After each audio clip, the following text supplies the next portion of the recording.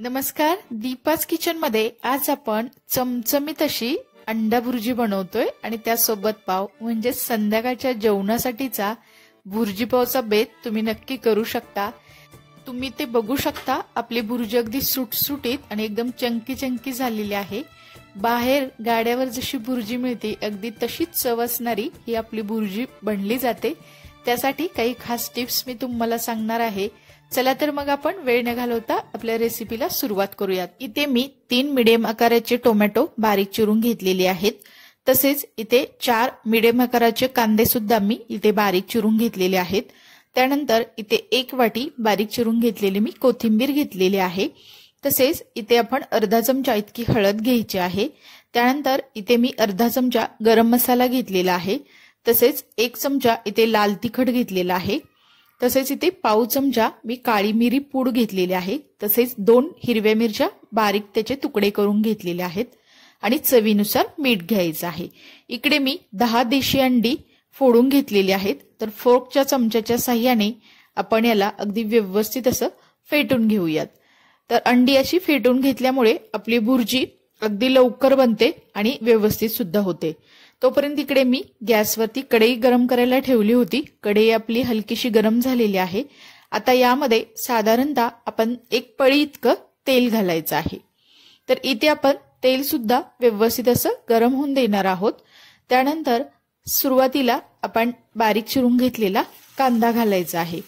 तर इथे तुम्ही बघू शकता, कांदा घातल्यानंतर त्याला मी मीडियम टू हाय गॅसवरती सतत हलवत अगदी व्यवस्थित असं 2 मिनिटाकरता परतून घेणार आहे। तर तुम्ही ते बघू शकता, अगदी 1 ते 2 मिनिटे मी कांदा परतून घेतलेला आहे। आणि आता आपण यामध्ये बारीक चिरून घेतलेला टोमॅटो घालायचा आहे। तर इथे तुम्ही बघू शकता, आता आपण टोमॅटो आणि कांदा दोन्ही सुद्धा अगदी मऊसूत होईपर्यंत त्याला आपण परतून घेणार आहोत। तर कधीही भुर्जी करताना भुर्जीमध्ये घातलेला कांदा आणि टोमॅटो अगदी व्यवस्थित असा शिजला गेला की आपली भुर्जी एकदम मस्त अशी बनली जाते। तर इथे तुम्ही बघू शकता, मी त्याला अगदी व्यवस्थित असं परतून घेतलेलं आहे। आता आपण यामध्ये बारीक चिरून घेतलेली हिरवी मिरची घालायची आहे आणि अजून आपण याला व्यवस्थित असं परतून घेणार आहोत। त्यामुळे आपल्या हिरव्या मिरचीचा जो फ्लेवर आहे तो आपल्या भुर्जीमध्ये येतो आणि भुर्जी अगदी चटपटीत अशी लागते। तर इथे तुम्ही बघू शकता, मी कांदा टोमॅटो अगदी मऊसूत होईपर्यंत त्याला अगदी व्यवस्थित असं शिजवून घेतलेलं आहे। तर इथे तुम्ही बघू शकता, कांदा आणि टोमॅटो किती प्रमाणामध्ये आपण घातलं होतं आणि आता त्याचं प्रमाण किती दिसत आहे। म्हणजे मस्त असा आपला कांदा आणि टोमॅटो शिजला गेलेला आहे। आता आपण यामध्ये घालूयात हळद, तसेच गरम मसाला, त्यानंतर लाल तिखट, त्यानंतर काळी मिरी पूड आणि अर्थातच आपण यामध्ये चवीनुसार मीठ घालायचं आहे। आणि यामध्येच आपण थोडीशी बारीक चिरून घेतलेली कोथिंबीर घालायची आहे। त्यामुळे भुर्जी अगदी चविष्ट अशी बनली जाते। आता आपण याला अगदी व्यवस्थित असं मिक्स करून घेऊयात। तर इथे तुम्ही बघू शकता, मी गॅसची फ्लेम ही मीडियमच ठेवलेली आहे। अगदी बारीक गॅसवरती भुर्जी करायची नाही, मीडियम टू हाय गॅसवरतीच कधी पण भुर्जी करायची। तर इथे आपण थोडंसं 2 चमचे इतकं पाणी घालूयात। त्यामुळे आपले मसाले आणि कांदा टोमॅटो सुद्धा अगदी व्यवस्थित असं शिजलं जातं आणि मसाल्याचा फ्लेवर तर कांदा टोमॅटोमुळे अगदी व्यवस्थित असा मिक्स होतो आणि एकजीव असं आपलं टोमॅटो कांदा झालेला आहे आणि त्यामध्ये मसाला सुद्धा छान असा मुरलेला आहे। तर आता आपण यामध्ये फेटून घेतलेली अंडी घालायची आहेत। तर तुम्ही ते बघू शकता, मी अंडी अगदी व्यवस्थित अशी फेटून घेतलेली आहे। तर अशी भुर्जी केली तर तुमची भुर्जी सुद्धा पटकन होते आणि अगदी व्यवस्थित अशी एकदम चंकी चंकी अशी भुर्जी बनली जाते। आता गॅसची फ्लेम ही मोठी ठेवायची आहे आणि त्याला सतत हलवत आपण ही अंडी व्यवस्थित अशी भाजून घेणार आहोत। जर तुम्ही गॅसची फ्लेम कमी ठेवली तर तितकीशी छान अशी ही भुर्जी फुलत नाही। तर मोठ्या गॅसवरतीच तुम्ही भुर्जी केली तर छान अशी अंडी ही फुलली जातात।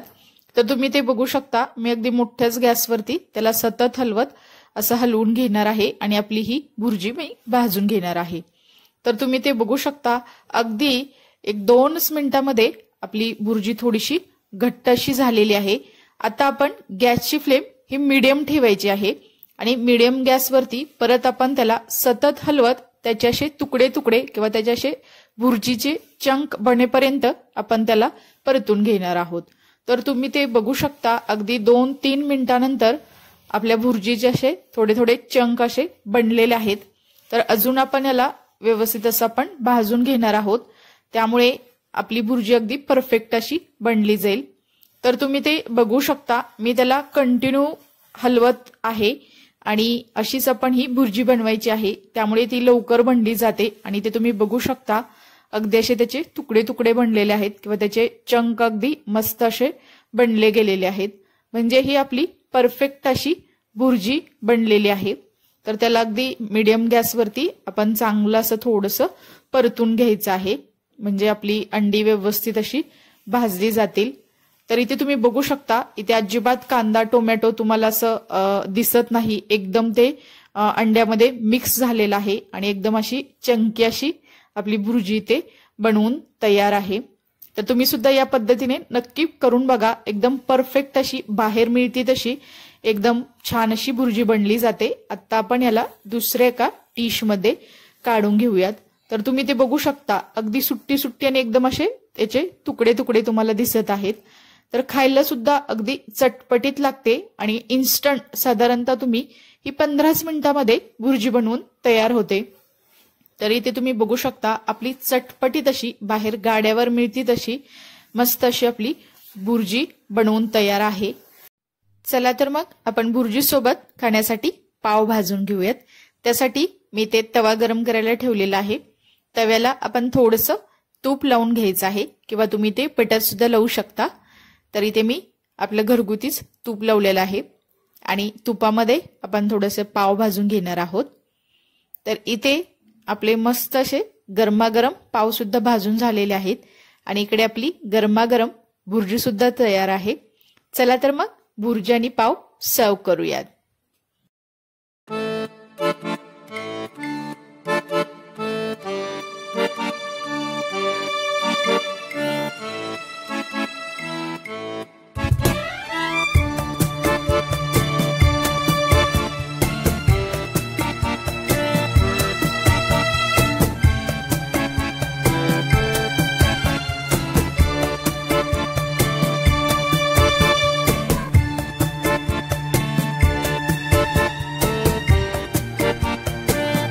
तुम्हाला ही माझी रेसिपी कशी वाटली हे मला नक्की कमेंट्समध्ये सांगा। जर रेसिपी आवडली असेल तर नक्की दीपाज किचन या यूट्यूब चॅनेलला लाईक, शेअर आणि सबस्क्राईब करा आणि शेजारील बेल आयकॉनवरती क्लिक सुद्धा करा, कारण तुम्हाला अशा छान छान साध्या सोप्या आणि अगदी कमी वेळेत होणाऱ्या चटपटीत अशा रेसिपी पाहायला मिळतील।